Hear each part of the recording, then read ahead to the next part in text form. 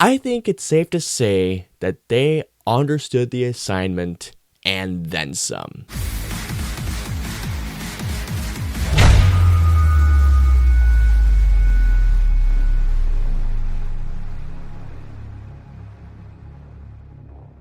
So Fallout is not only a brand new TV show, but it's also a TV show that's based on the video game franchise of the same exact name. In the show, we follow 3 particular characters, one of whom is a vault dweller portrayed by Ella Purnell, who portrays a character named Lucy, who, after her father, played by Kyle MacLachlan, has been kidnapped away from her vault, Vault 33. She leaves the safety and the confines of her vault to go on a quest to retrieve her father, and along the way, she not only comes across a Brotherhood of Steel knight named Maximus, but also comes across a character only known as the Ghoul. Alrighty guys, so let's get into Fallout.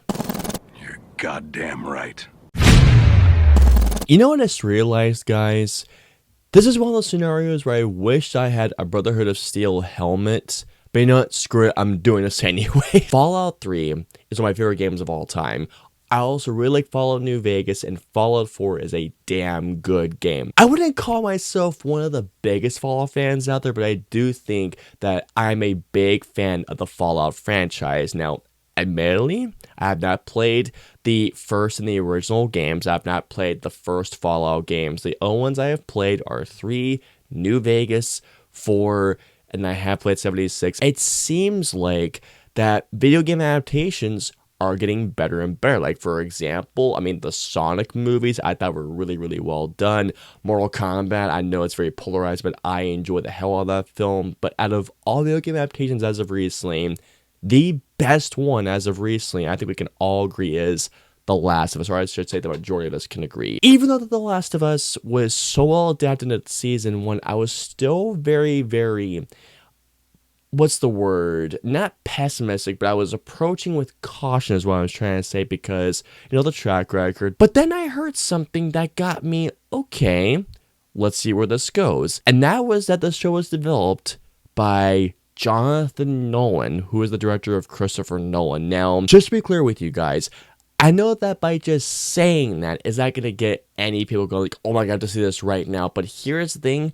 Jonathan Nolan has done some great stuff. I mean, not only did he co-write all of the Batman films, the Dark Knight trilogy with his brother, he also co-wrote The Prestige, he wrote Memento, the short story, but in terms of his TV work, he did bring us Westworld, and the first 2 seasons are absolutely phenomenal. Knowing that, by the way, as well, when I found out that he was actually a big fan of the franchise, I was like, okay, you know what? Maybe this could be good. If you guys saw my thoughts on the trailer for Fallout, you all know how excited I can be when I saw that trailer. And of course, as you can imagine, I rewatched that trailer so many freaking times. I feel like that these guys, that everybody involved in the creation of the show, they understood the assignment in this show. Fallout Season 1 was absolutely incredible, and I wanted Season 2 as soon as possible. All of the performances were fantastic. There wasn't a single sore thumb that set out, but if I'm gonna be honest with you guys, there are 3 performances that I gotta talk about, and they're all standouts to the show. But if I'm being honest, there is one standout who I think I know I'm going to bring up, but I must save him for last. Ella Purnell, I thought was terrific as Lucy, the vault dweller from Vault 33. Ella Purnell, I thought, did a brilliant job of portraying that naive person from a vault that as they get up, they're trying to think of all the ways they were learned, that they were taught in the vault how to survive, and trying to adapt in the ways of survival in the wasteland. Aaron Moten, I believe that's how you pronounce his last name, as Maximus, who is a squire from the Brotherhood of Steel, I thought did a great job of someone that wants to be a knight, and when he becomes a squire, seeing his journey as a Brotherhood of Steel, becoming a squire. Aaron Moten, I thought, did a wonderful job of portraying a Brotherhood of Steel squire who acquires a power armor after it happens to the person that he is serving, the knight that he is serving. The show stealer, however, Walton fucking Goggins as the Ghoul. Walton Goggins not only oozes so much charisma and screen presence, but it oozes the coolness of a Western gunslinger. But of course, and the world of a nuclear wasteland, and Walton Goggins was brilliant in the show. The next thing I gotta talk about, and this is one of the things among the main things that I love about season 1, I absolutely loved, and I love that they respected, and they absolutely captured, by the way, the overall tone and the feeling in the atmosphere of a Fallout game. Whether it's the feeling of walking through a nuclear wasteland, going through all the towns, and not to mention as well, the writing, the black comedy, the writing of Fallout throughout the entire first season, I thought was genuinely brilliant. Whether it was the dialogue, not to mention how the show's action is written, and certain revelations in particular, guys. I want to say it's episode 6 followed by episode 7.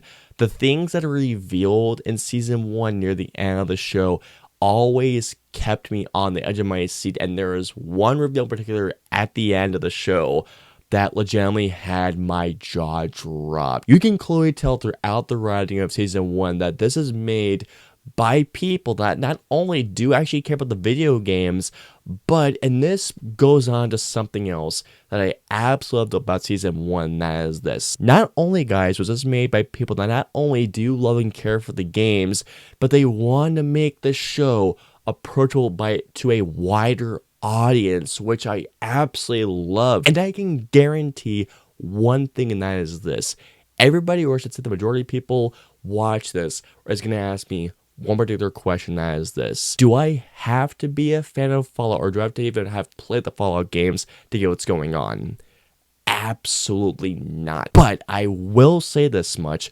Are there Easter eggs in the show that do connect to the games? Yes, which, by the way, I absolutely loved that fan service. And the thing I loved about the fan service is that it's not just fan service for the sake of fan service. Now, yes, there are certain shots that show an Easter egg that goes back to the games that I guarantee hardcore fans will love, in particular like myself. But at the same time, do you need to have played Fallout to understand what's going on in the show? Absolutely not. It does not matter whether you've played the games or not. This show can most definitely be enjoyed by both sides of the coin, and I absolutely love that about the show. The action of the show, to say the least, is so much fun to watch. And is there some gore in the show?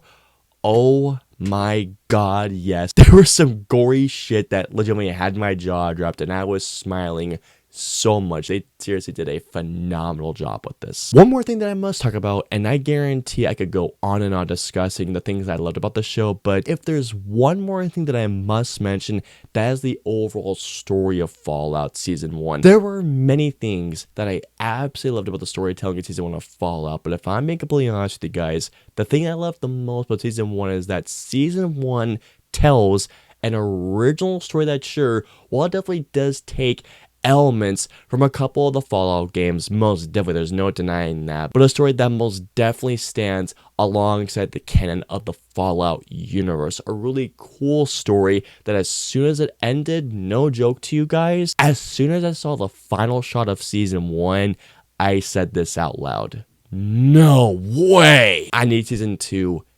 ASAP.